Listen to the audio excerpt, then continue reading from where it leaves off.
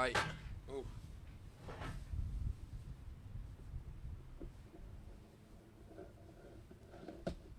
All right. All right, y'all. I don't know how good this audio is right now. I'm gonna move this back some. I don't even really got room to move this back. Okay. How's this audio? I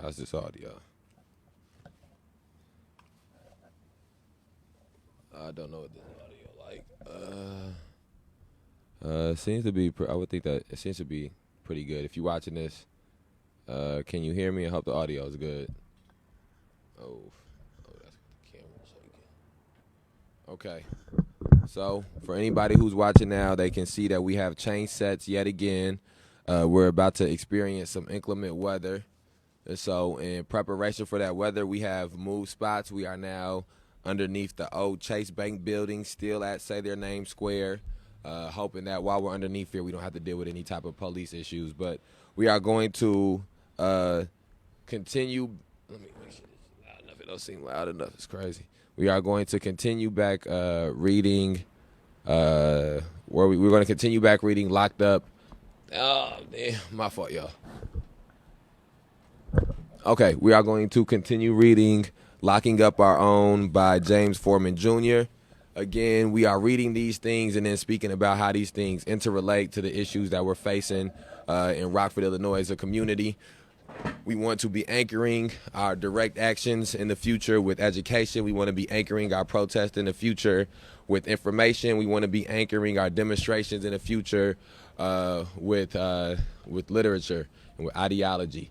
And so I'm going to pick up and actually I don't even know exactly where Ari left off at, but I'm going to try to guess where Ari left off at, and then I'm going to pick up there.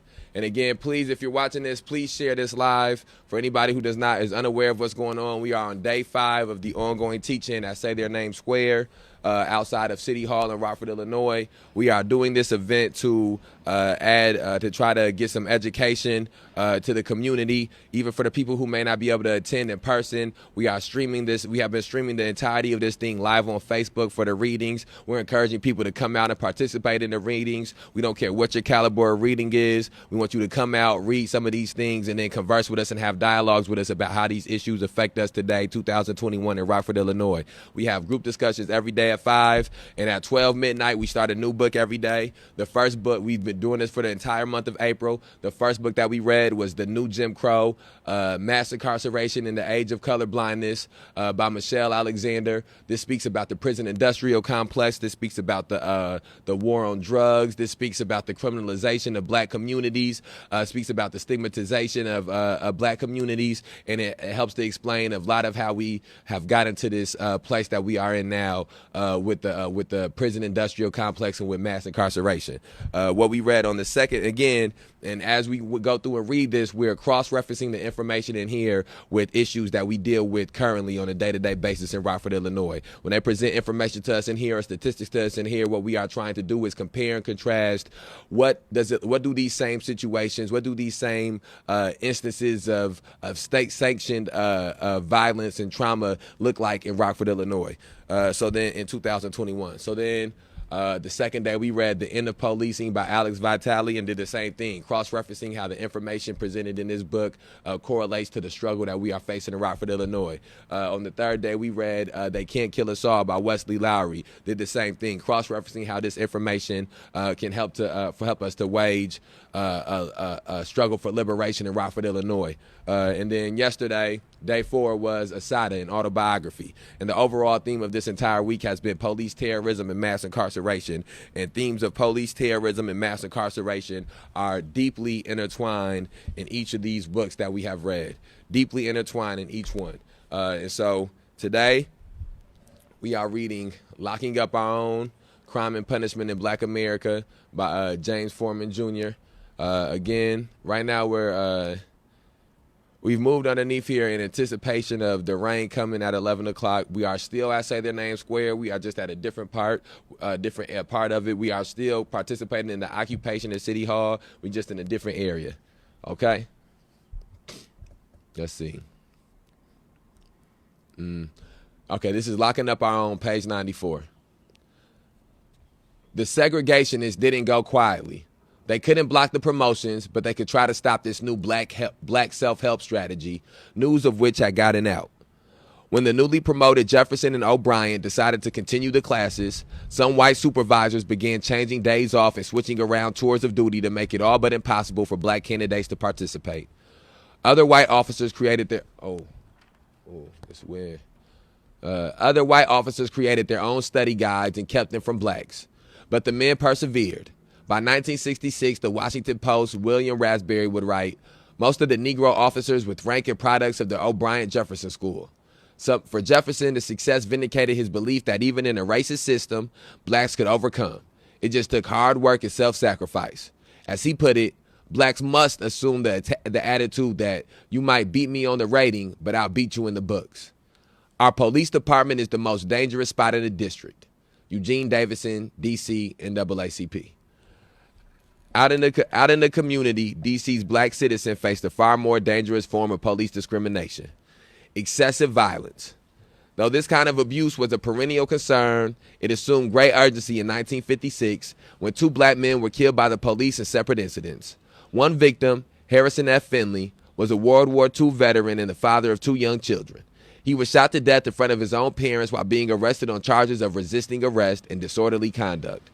The former was suspiciously common in cases where the police shot or beat someone. The latter was described by the Afro as a catch-all charge that covers practically everything from talking loud to necking. The second man, Nelson Marshall, was a Safeway truck driver with 5 children, shot to death during an arrest for a traffic violation. Okay, I'm going to have to stabilize this camera. This wind's starting to blow. Give me 1 second, y'all.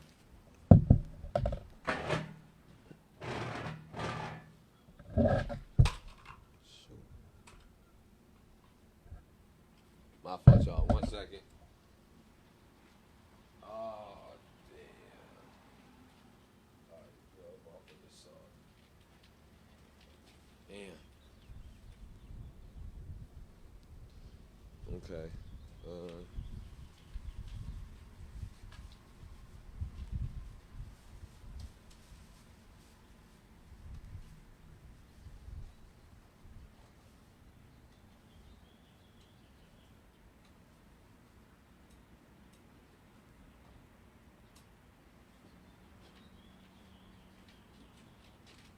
Okay. I'm lowering the I lowered the camera. We got some winds coming in. It's about to get a little stormy out here. We've moved to underneath the old Chase Bank building in preparation for that. We've been keeping the camera stable using bags of salt, the tripod stable using bags of salt. Right now we do not have those bags of salt. We've had some issues. We've had some issues dealing with our items and our equipment, and some logistical issues because of the police coming at 4 a.m. Today and doing basically a raid because of us reading this literature about trying to destroy this oppressive system. So I'm going to return to page 94. Again, if this gets too windy, I'm just going to have to stop it. Out in the community, D.C.'s black citizen faced a far more dangerous form of police discrimination: excessive violence. Though this kind of abuse was a perennial concern, it assumed greater urgency in 1956 when 2 black men were killed by the police in separate incidents. One victim, Harrison F. Finley, was a World War II veteran and the father of 2 children. He was shot to death in front of his own parents while being arrested on charges of resisting arrest and disorderly conduct. The former was suspiciously common in cases where the police shot or beat someone. The latter was described by the Afro as a catch-all charge that covers practically everything from talking loud to necking. The second man, Nelson Marshall, was a Safeway truck driver with 5 children, shot to death during an arrest for a traffic violation. The officer who killed Marshall was brought to trial but summarily acquitted by an all-white jury in a city that was almost 50% black. Citing these deaths, along with the surge of police brutality complaints from black citizens citywide, the leader of the NAACP's D.C. branch, Eugene Davison, asserted that our police department is the most dangerous spot in the district. Davison accused Chief Murray of perpetrating two injustices. The MPD discriminated against his black officers, and it routinely used excessive force against the city's black citizens. Though these grievances might appear distinct, Davison's NAACP branch linked them, arguing that promoting black officers would have reduced police brutality. This strategy, claiming that a change in the racial composition of the police force would change something about police behavior, had been employed by advocates in Atlanta a decade earlier when they contended that hiring black officers would help fight crime by offsetting the prevailing apathy among white officers. Davison maintained that the shooting deaths of Finley and Marshall were part of a pattern of police misconduct. In 1957, he submitted a scathing report, he called it an expose, to the D.C. Board of Commissioners and Police Chief, recounting stories of appalling abuse. Okay, so I just want people to put some of these things in context that we're reading. I don't want to just, for me personally, when I read, I like to interject some of these things. So this is in 1957, two unarmed young black men were killed by police officers. Harrison F. Finley, a World War II veteran who had two children, was shot to death in front of his own parents. The second man, Nelson Marshall, a truck driver with 5 children, was killed in a traffic violation, and no consequences was had for either officer, for any of the officers. So that lets you know that this is not a new thing. What happened to George Floyd is not new. What happened to Michael Brown? What happened to Freddie Gray? What happened to Sandra Bland? What happened to Oscar Grant? What happened to Tamir Rice? What happened to Michael Sago? What happened to Kerry Blake? What happened to Eddie Patterson? What happened to Eugene Washington? What happened to Jovan Fresco? All of these things are not new occurrences. This state sanctioned violence has been coming down from the top to the bottom since the very inception of the policing in this nation. And we have to understand those things so that way when people want to have conversations, when people want to engage in dialogue, we can show them the pattern of these things happening for decades and decades and affecting generations and generations and generations. And so we have to find a new way to address these things. Reform cannot be what it is that we're looking for, because this is what we cannot try to reform a system that was built with corrupt intentions. That's just going to find a better way for them to get to the corrupt intentions. Davison maintained that the shooting deaths of Finley and Marshall were part of a pattern of police misconduct. In 1957, he submitted a scathing report, he called it an expose, to the D.C. Board of Commissioners and the police chief, recounting stories of appalling abuse. The report also included affidavits from outraged citizens and officers, as well as copies of unanswered complaints the NAACP had already sent to Chief Murray and the board. In one affidavit, a black woman named Blanche Price says she went out one night to a club in Northwest D.C. The owner refused to let her in because a police officer had told the owner that Price had a police record. When Price went in anyway, the officer attempted to drag her out, and while doing so, hit her over her head with his nightstick. When Price fell on the sidewalk, the officer repeatedly beat and kicked her. Later, when she tried to lodge a complaint, the police attempted to intimidate her into silence.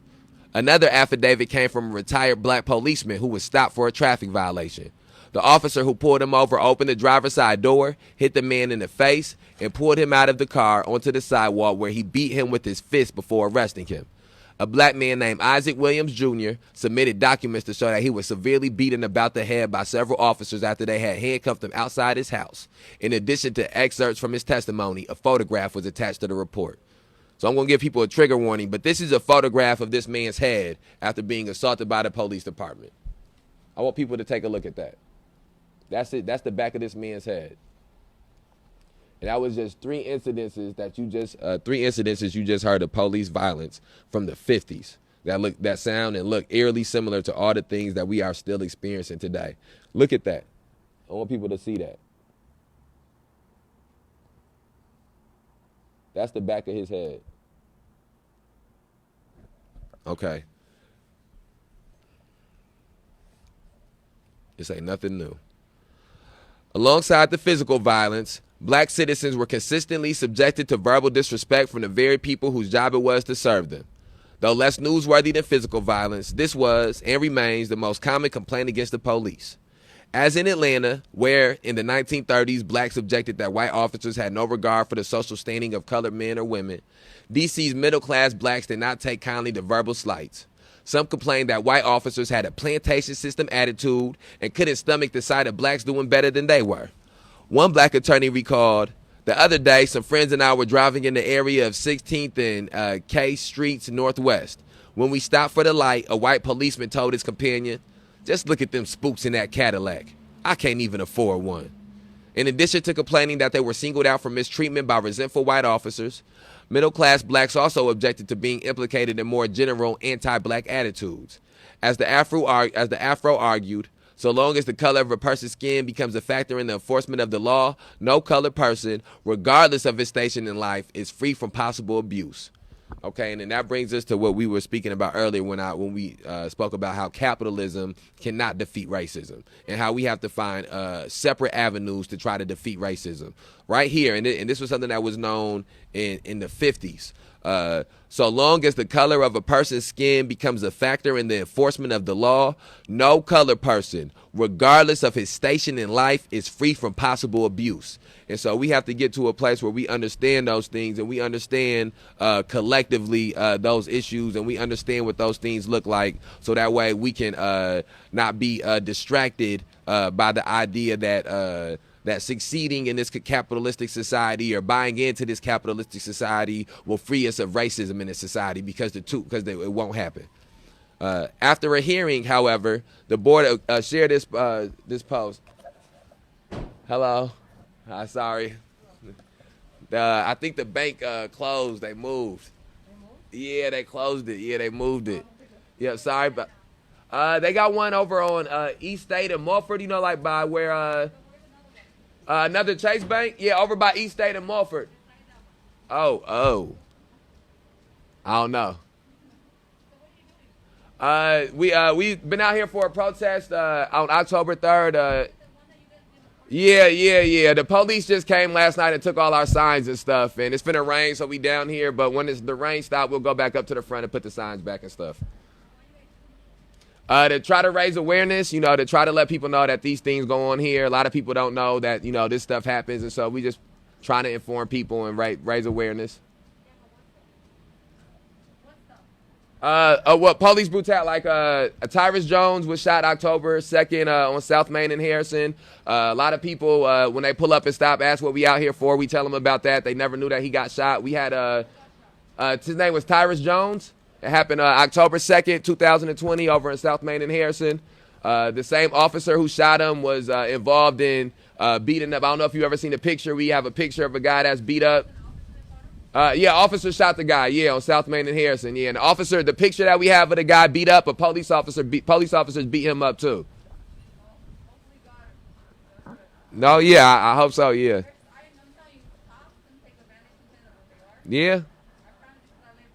Yeah, that's a fact.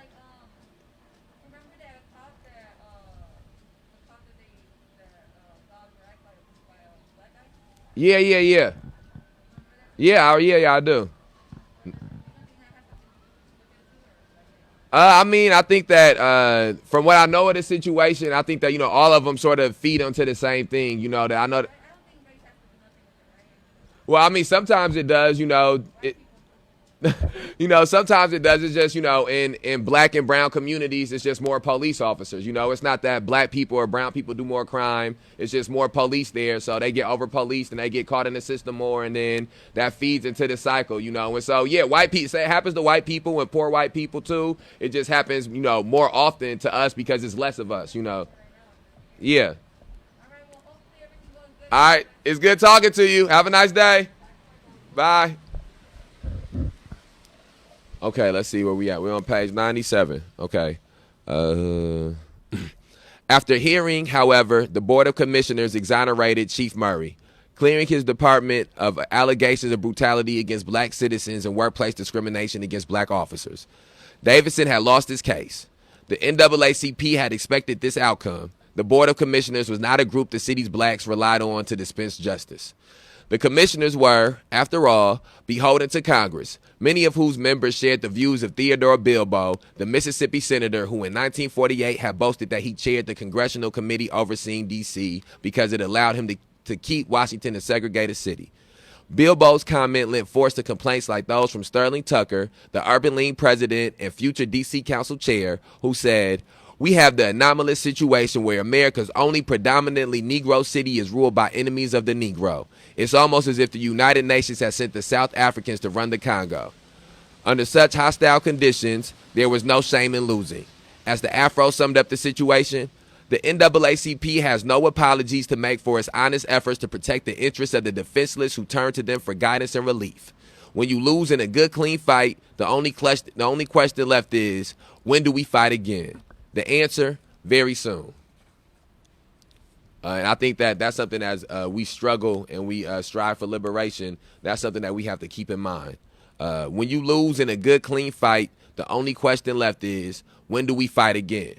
And that's the mind state that we have to have. We can't, we should not deceive ourselves or trick ourselves into thinking that tomorrow we're going to start having justice for people who deal with police terrorism and mass incarceration and racial injustice, or in a year or in 5 years that these things will be solved. We will continue to have wins and victories, just like we will continue to have losses and failures. And we have to learn from each one of those things and apply that to our ideology and apply that to how we move and organize going forward. Not be discouraged by wins or losses, but find lessons in each one of them.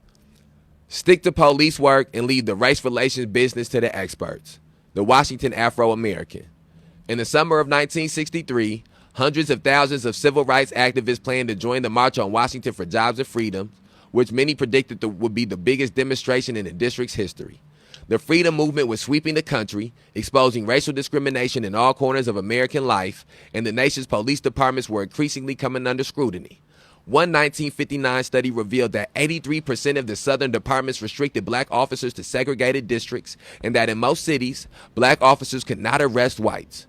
In 1961, a U.S. Civil Rights Commission report found that 31% of the nation's police departments restricted the ability of black officers to arrest a white person suspected of a felony.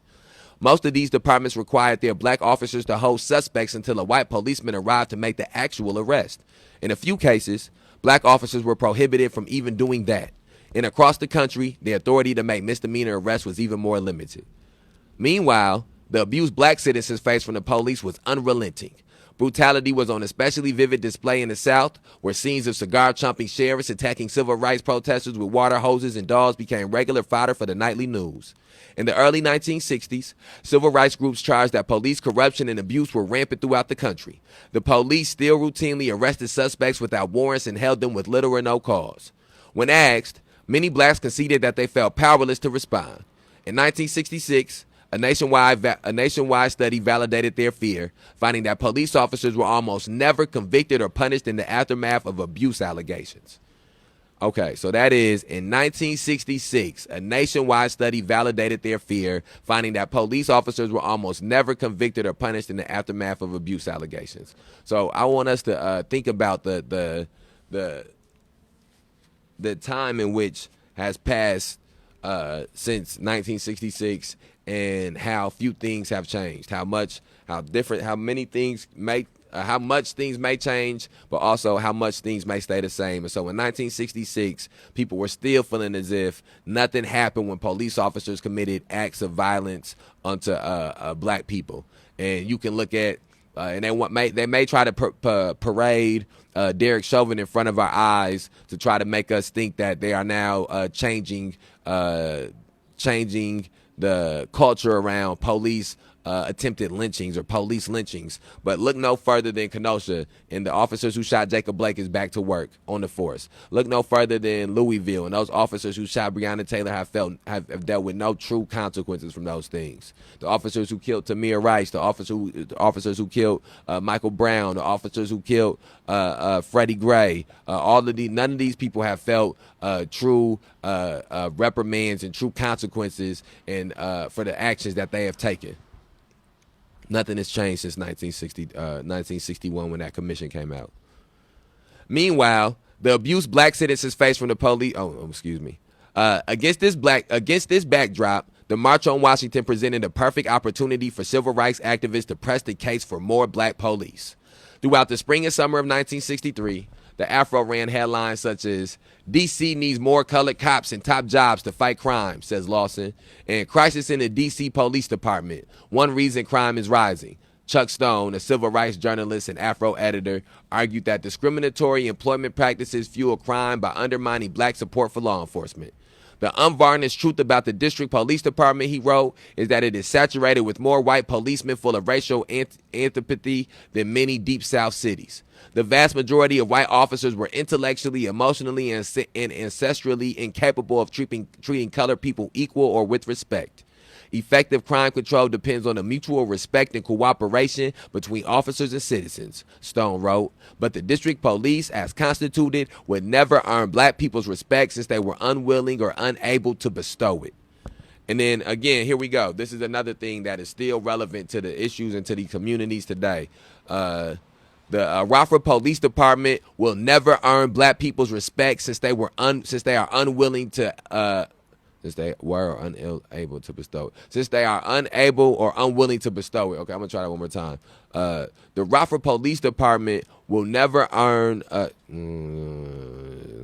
excuse me. The Rockford Police Department, as constituted, will never earn black people's respect since they are unwilling or unable to bestow it.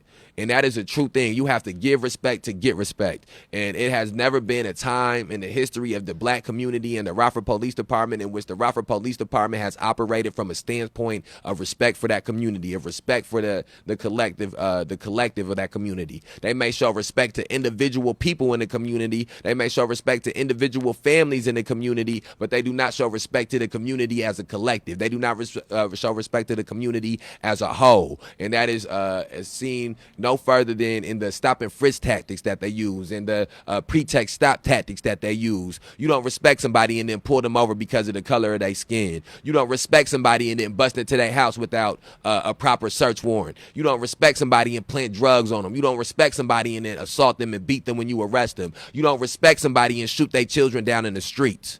And as long as those things continue to happen, and as long as those things were continuing to happen, there was going to never be a place where black people in police departments could have a true, healthy, productive relationship. And now you fast forward 50 years, 60 years, and you see where we stand at.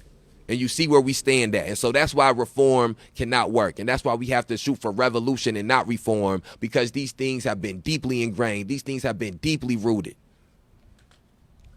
Let's see where we at.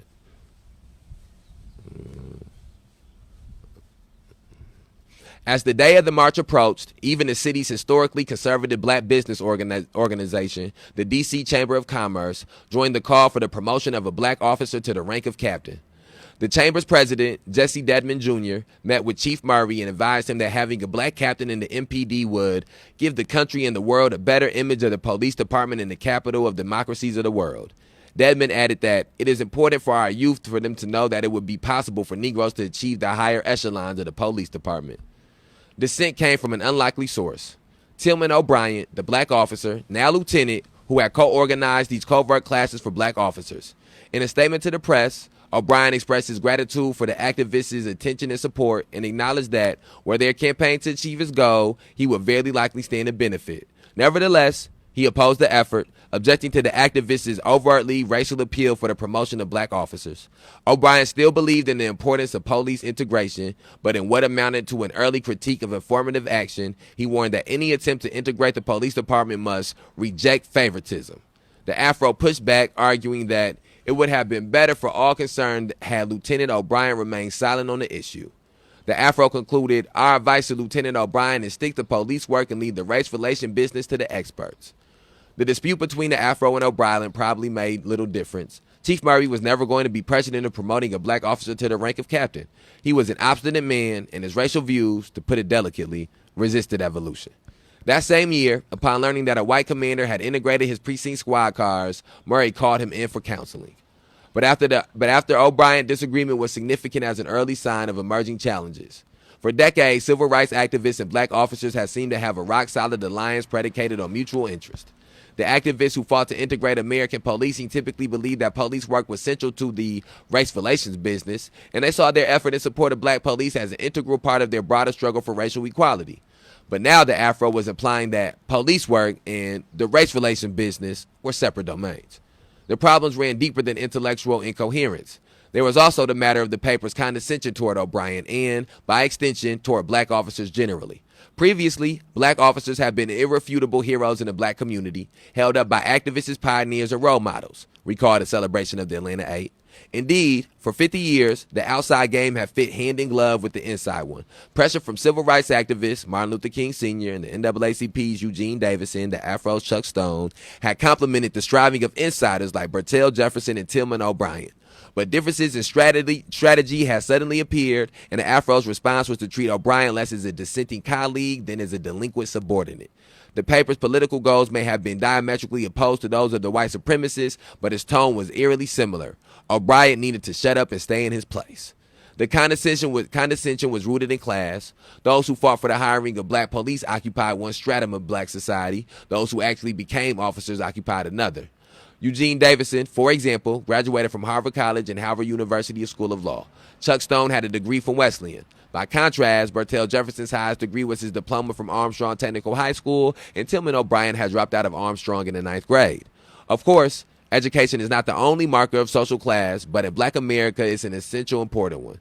This was nowhere truer than in D.C., where the sizable black middle class and smaller black upper middle class had long drawn distinctions that were invisible to whites but clear to blacks.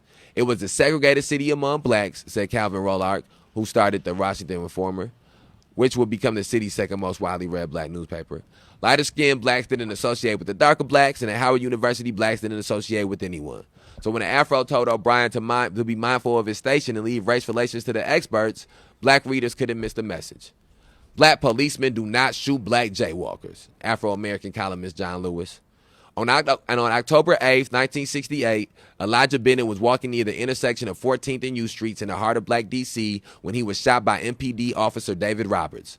Not much is known about the interaction beyond the following. Bennett was a black man, Roberts a white one. Bennett was jaywalking. Roberts shouted for him to get out of the street. A dispute ensued. Roberts fired his pistol and Bennett was killed. Bennett's death, like the deaths of Harrison Finley, Nelson Marshall, and almost half a century later, Michael Brown and Eric Garner, provoked outrage and raised broad questions about the relationship between metropolitan police forces and the black citizens they were theoretically supposed to protect. For Afro columnist John Lewis, no relation to the civil rights leader, the outrage sprang from the fact that Bennett's offense was jaywalking. Few infractions are more trivial than walking in the street when you should be in a crosswalk. We got experience with that. Okay, so I'm finna have to pause this to use the bathroom real quick. But before I do that, let's speak about that passage that they just spoke on. Jaywalking and being arrested for jaywalking, for walking in a crosswalk. This man was shot down for that.